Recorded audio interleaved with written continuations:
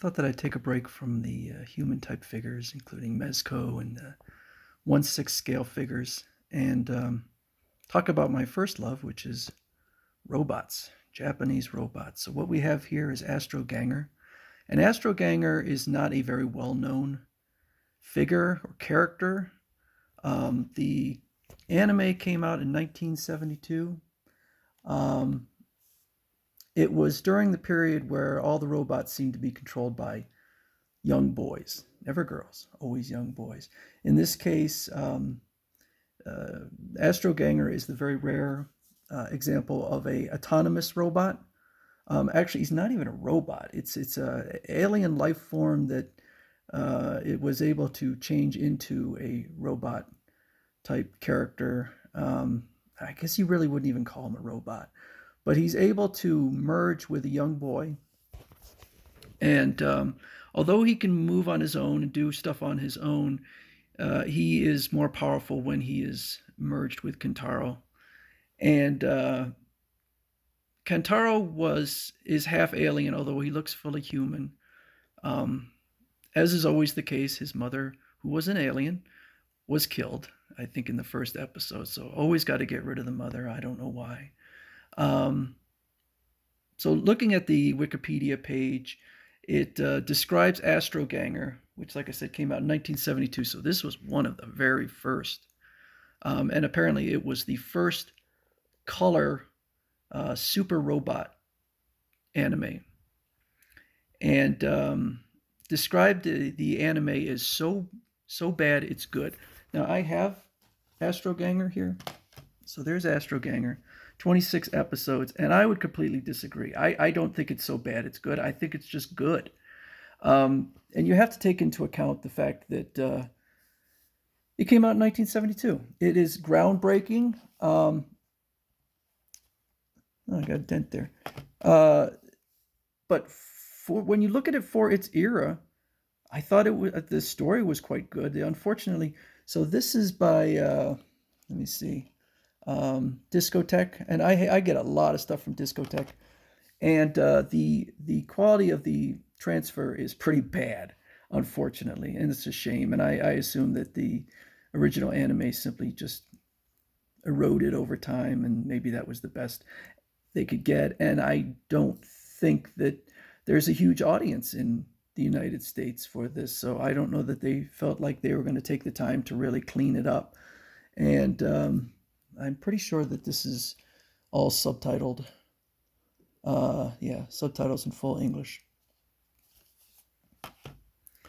So this figure is by 5 Pro Studios, and 5 Pro Studios does not do a lot of. They do well, they do stuff, but this is part of their Carbotics line, and the Carbotics line, it's not die cast, but it's a different kind of material that they use that has kind of a metal type feel to it. It mostly feels, I think, like very hard plastic. It doesn't have that cold feel to it. But this is a really nice figure, and I think that it is in the details, the painting, the smoothness of the joints. It doesn't have a tremendous amount of range in the articulation, but everything is very smooth. It's got these sleeves on here, which is, from the anime. And so that's going to hamper it. It certainly does not have the most articulation, the widest range of articulation of any robot figure, but I think it's perfectly fine. And I think this is the kind of figure that you could put on a shelf and people would come up and admire it and not think that you just threw a toy up on a shelf, because it really looks like something that you could possibly see in a museum. It has a very retro feel to it that I enjoy. So 5 Pro Studio, their Carbotics line, they probably only come out with like one a year. That's it. They do other things.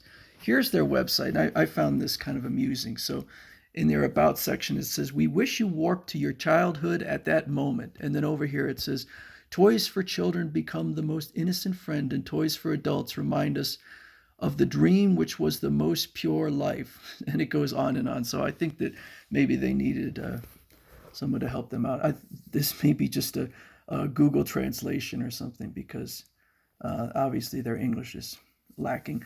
The 5 Pro Studios website doesn't really work anymore. It used to work, but yeah. So they also work with Blitzway, and both of these are South Korean companies. And so the Astroganger is no longer listed on there, but we have uh, Makander Robo, and everything's sold out. I have Makander Robo, or Mekander Robo. I don't know how to pronounce it. I do have the figure, and I'll show that later. And then we have Voltron. So there's a lot of Voltron figures. How much is this going for? Let's take a look, if we can,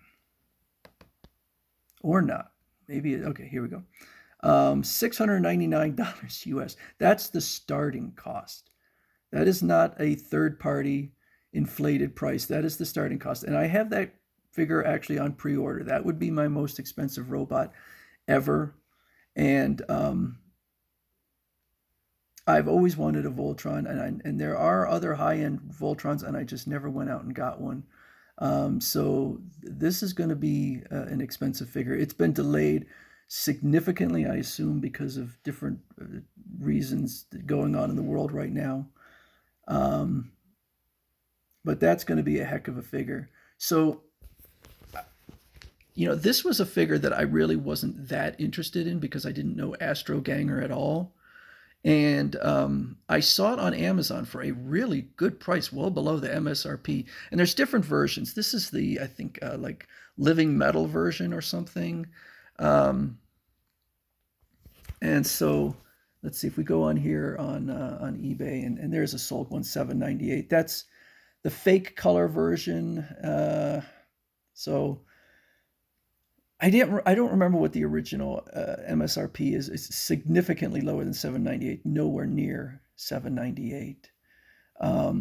But of the Carbotics, I own three, I believe, three Carbotics, which I think is all of them. And then there's the Voltron, which is coming out soon. So that's why I jumped on this one, and I really fell in love with it. And so I said, you know what, I'm gonna get more of these because I really liked it. And so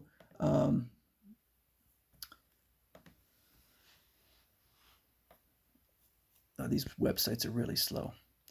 But the Mekander Robo, I'll show that later. Now we have some that are coming out. We have some robotic versions of Mickey Mouse, Donald Duck, and Stitch. So I actually would be interested possibly in the Mickey Mouse and Donald Duck, and those are a lot cheaper than um, the other figures. But they also, it's not shown here, but they have a Get a Robo figure, which I'll be showing eventually. So this one probably, if you can find it, um, it's a nice figure, but on the secondary market, it's a bit pricey. So, but I think that people who get these Carbotics really do like them because they are, even though 5 Pro Studio only comes out with, like I said, maybe one every year or so, the quality is very nice. Everything about these really screams quality. So even though that Voltron was really a high ticket item, I decided to go for it because I've had nothing but success with the 5 Pro Studio Carbotics figures. So here's the different. I mean, the paint job is absolutely meticulous. It's absolutely perfect. Everything on this figure, not a scratch, not a dent. Everything looks beautiful. And this is one, like I said, that you could put on a shelf, and I think even someone who's not into robots can admire it for the beauty of the figure. And if you're interested, I think the anime was not bad for its time, for 1972.